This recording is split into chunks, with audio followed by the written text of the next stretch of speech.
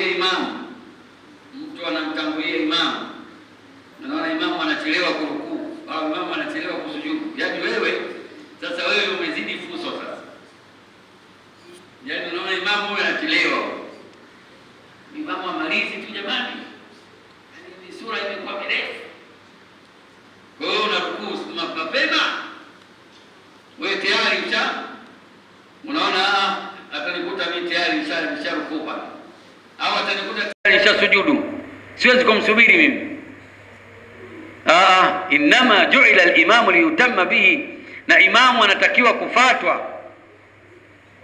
Imamu anafatwa na sio anakufuata wewe. Wewe unatakiwa umfuate imamu. Kwa hiyo wa idha raka'a farka'u, mtume anasema imamu akirukuu ndio nyinyi mrukuu, wa idha sajada fasjudu, imamu akisujudu na nyinyi ndio mfanye nini? Msujudu. Sio umtangulie au uende pamoja naye, au wengine yataakharuna anhu akthar, mtu anachelewa kumfuata imamu kwa muda mrefu tu, anachukua kipindi kirefu.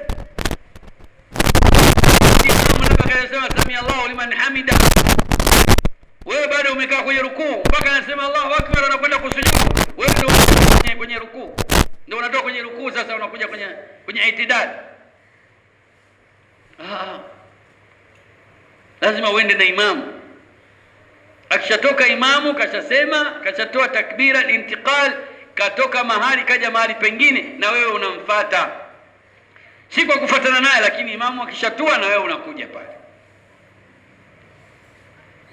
Imamu amekuja kwenye itidal, na wewe unatoka kwenye rukuu, unamfuata kwenye itidal, sio unaenda naye moja kwa moja, yeye na wewe moja kwa moja. Yeye anatangulia afu wewe, akisujudi yeye anatangulia afu wewe, lakini sio kuja wewe nyuma, sio uje katika umwache hata nguzo mbili nzima zinakupita. Ulama wengine wanasema unaweza kubatilisha swala yako kwa kumwacha sana imamu. Imamu anakuvuka maeneo zaidi ya moja, wewe bado uko nyuma tu, kiasi wewe una mutabaa tena na imamu, yaani wewe imamu wewe umfuate, wewe unakuwa unajiswalisha mwenyewe.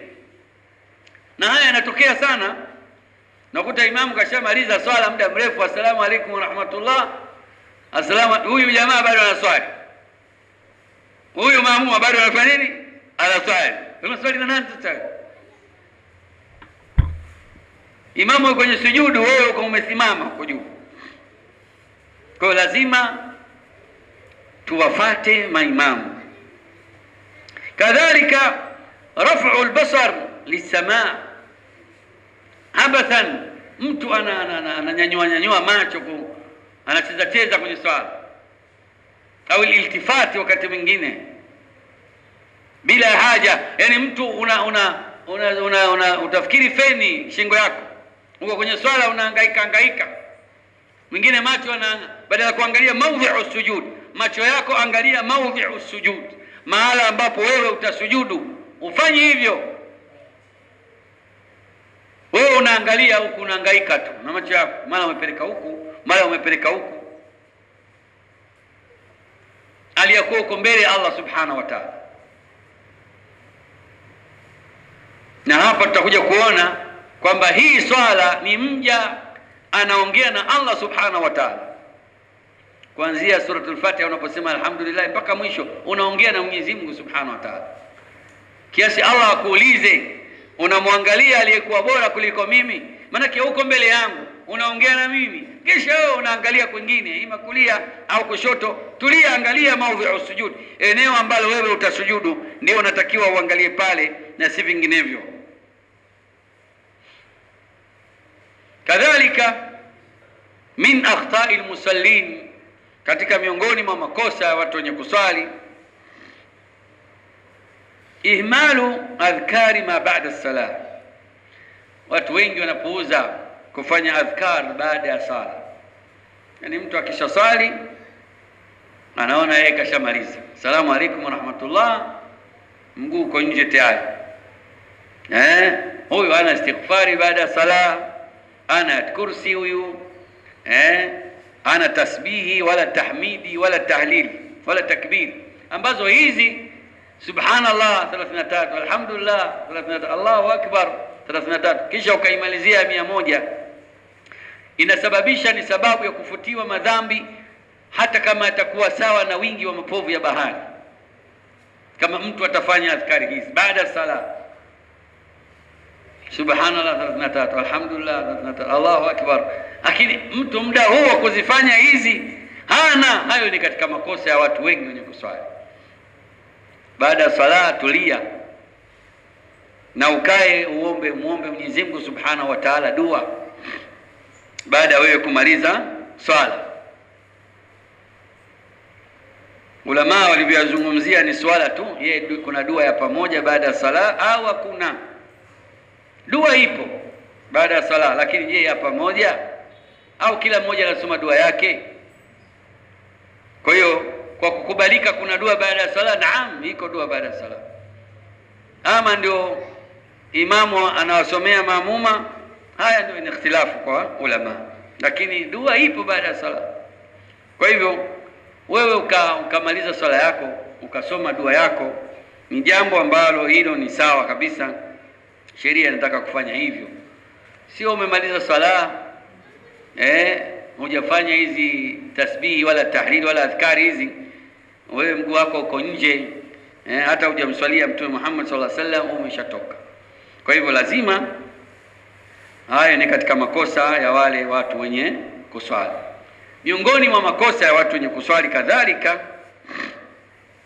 mengine yanaanzia huko katika maeneo ya udhu kabisa, huko watu wanapochukua udhu kule kwenye udhu, mtu kuna mengine ya kufanya israfu hasa ya maji. Wengine chooni wapi huko maji yanamwagwa vibaya sana, wengine anafungua bomba hapo anamwaga maji. Wewe tawadha maji ya kiasi chako tu, usifanye israfu. Ndio maana Mwenyezi Mungu alisema kulu washrabu wala tusrifu, kuleni kunyweni, lakini msifanye israfu. Kwa tawadheni, lakini msifanye israfu. Al-israfu fil ma, unafanya israfu, unamwaga maji, unafungua maji kuliko yanayohitajika. Tawadha maji kwa kiasi ambacho kinahitajika na sio zaidi ya hivyo. Lakini makosa yanayokuja katika kutawadha, wengi hawafanyi takhlilul asabi, yani kuhakikisha unapitisha vidole vyako au katika mianya ya vidole, ima vidole vya mikono au vya miguu. Kati ya kidole na kidole kuna mwanya hapo, ima vidole vya mikono au vya miguu, kuna mianya. Kwa hiyo lazima ile mianya uhakikishe kwamba maji yamefanya nini, yamepita. Kwa hiyo upitishe maji mle. Mwingine anapitisha tu maji haraka, hajui kama maji yamefika katika yale maeneo, kwa maana mguu je kweli umeutawadha inavyotakiwa, au wewe umenanii tu, umerushia tu. Kwa hiyo katika vitu vinasahaulika sana ni hivyo.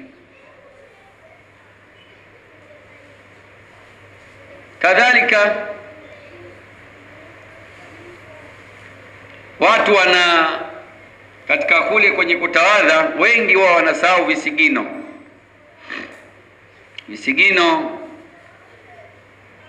kwamba mtu anasahau kisigino, mara nyingi kinakuwa hakipati maji. Kisigino kinakosa maji, unakuta kikavu, yani ukatoka kutawadha lakini kisigino katoka hakina maji, hakuhakikisha kama kimepata maji au hakijapata. Kwa hiyo ni vyema tuhakikishe kwamba kisigino chako kimepata maji.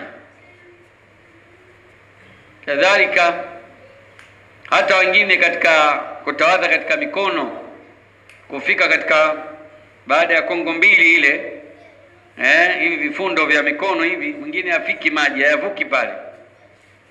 Naona na unatakiwa uvuke pale kwenye vile vifundo viwili vya mikono. Mtu afiki, katawadha tu mwisho chini yako kashuka, basi hajavifika vile vifundo vile. Kwa vifundo hivi vya miguu na vifundo vya mikono vile vifike maji. Hata Mtume sallallahu alayhi wasallam wailun lil'aqabi minan nar, akizungumzia kwamba wale ambao hawafikishi maji katika nini, katika vifundo vya miguu, kwamba vifundo vile havipati maji, basi vifundo hivi ole wake watu wenye kufanya hivi na moto Allah subhanahu wa ta'ala. Kwa hivyo katika kutawadha kuhakikisha kwamba vile vifundo vinapata nini, vinapata maji. Lakini wengi unakuta mtu katawadha katoka na spidi kule, hako nini, hakuzingatia kuhakikisha kwamba vifundo vyake vinakuwa nini, vinakuwa na maji. Na udhu huu ni alama kwamba Mtume Muhammad sallallahu ataujua umati wake siku ya kiyama, ghurran muhajjalina min athari alwudhu, atawajua kutokana na athari ya nini, ya udhu. Kwa hiyo wewe unapotawadha udhu vizuri, basi utang'aa uso wako, mikono yako itang'aa siku ya kiyama, kwamba Mtume sallallahu atajua kwamba hawa wafuasi wangu. Aqulu ma tasma'un wa astaghfirullah li wa lakum wa lisairil muslimina min kulli dhanbin fastaghfiruhu innahu huwal ghafurur rahim wal barrul karim.